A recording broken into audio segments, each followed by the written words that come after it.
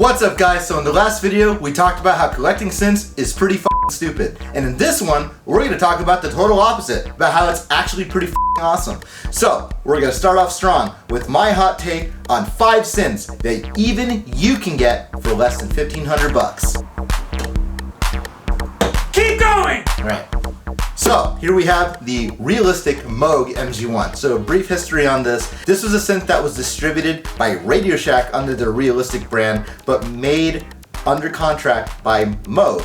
And Moog contracted the late Paul Schreiber to design it for them. Rest in peace, Paul. So, you have 2 real analog Moog oscillators going into a real Moog ladder filter. You also have this cool bell tone oscillator as well as the noise source, of course. Paired in with this is a very rudimentary polyphonic synthesizer that is only running through one envelope and thusly one filter, which means it is paraphonic, but it's still more than enough to get some cool chord textures out of and stuff like that. It's actually super cool. You also have this cool repeat function, which can be really fun, and you can actually run the mono and the polysynth at the same time, which is also super cool. It is a home product, so it does have RCA jacks on the back, but they're easy enough to change out with 1/4 inch jacks. They also infamously use this black foam as like a slider decorative piece, and it turns into black sludge at this point in history, so you'll have to clean that out as well. You could typically pick these up between like $400 to $700 in as-is condition. Restored examples go anywhere from $1,200 to $1,500 nowadays. So if you're on the lower end of that spectrum, you can still pick these up if you're willing to put a little bit of work into it. And if you want something that's just ready to go, of course you can spend a little bit more and it still fits in our $1,500 or less criteria.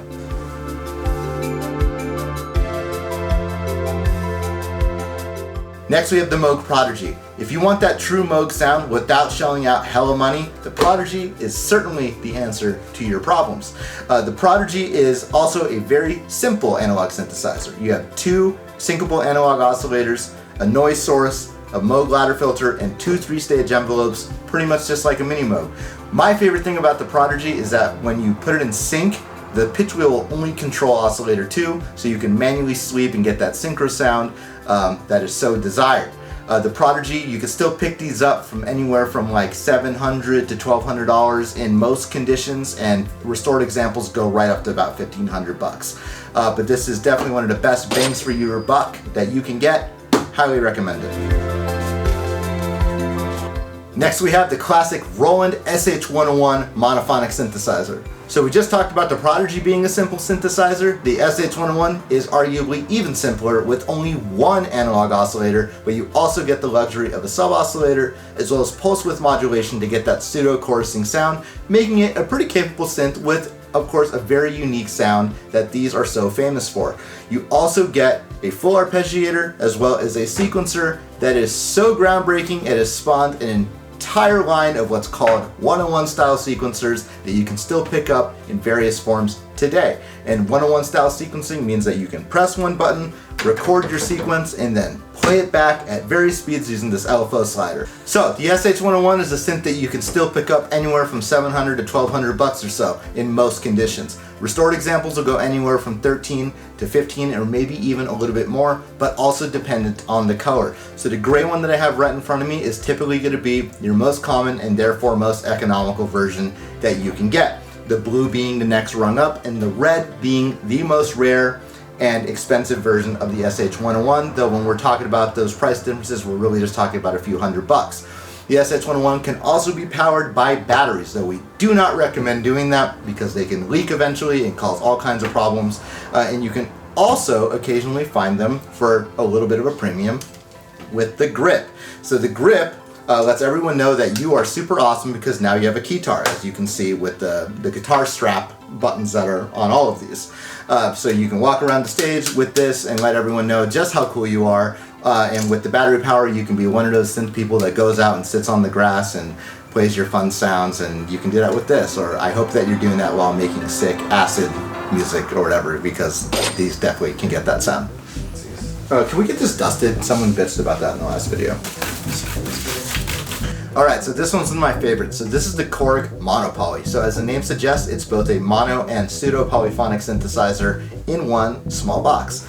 So monophonic synthesizer wise, it has 4 oscillators that you can put into unison with cool unison detune, as well as a arpeggiator, and you have cross mod frequency mod, all that with this effects button to get some really cool and interesting timbres, of course, as well as sync. Polyphonic wise, it is technically paraphonic in that you can play 4 notes and it will split those notes between the 4 oscillators, but they still only go through 1 filter and 1 pair of envelopes. So it's truly paraphonic. One of my favorite things that this thing can do is that when you're arpeggiating, you can actually have it cycle through the oscillator. So if you have it in poly mode, turn on the arpeggiator and hold down a chord, it'll cycle through the oscillators, which lets you then transpose or change the waveform of just one of the notes in that sequence, which can be really cool and get you some really interesting sequences. So nowadays you can pick these up anywhere from $1,200 to $1,500 or so, again fitting this criteria, in most conditions. Now we sell these for twice the amount of $1,500. Of course, we're including MIDI and it's been fully restored as well.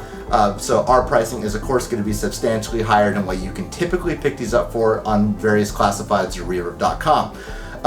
But how does that still fit the criteria for you?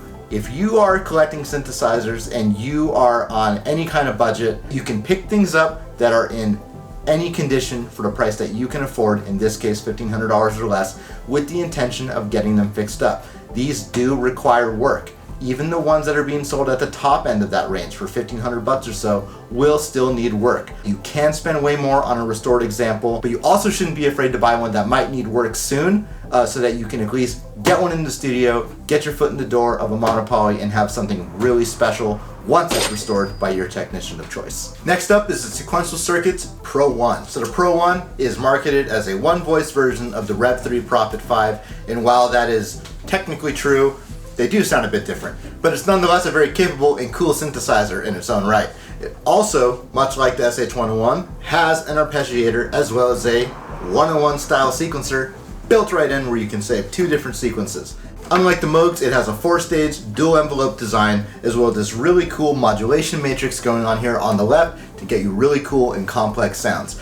This is truly a slept upon synthesizer. You can pick these up all day long for anywhere from $800 to $1,300 to $1,500 or so in most conditions. We do sell these again for a bit more than $1,500. We at this time sell these for about $2,500, including MIDI and a FATAR keyboard.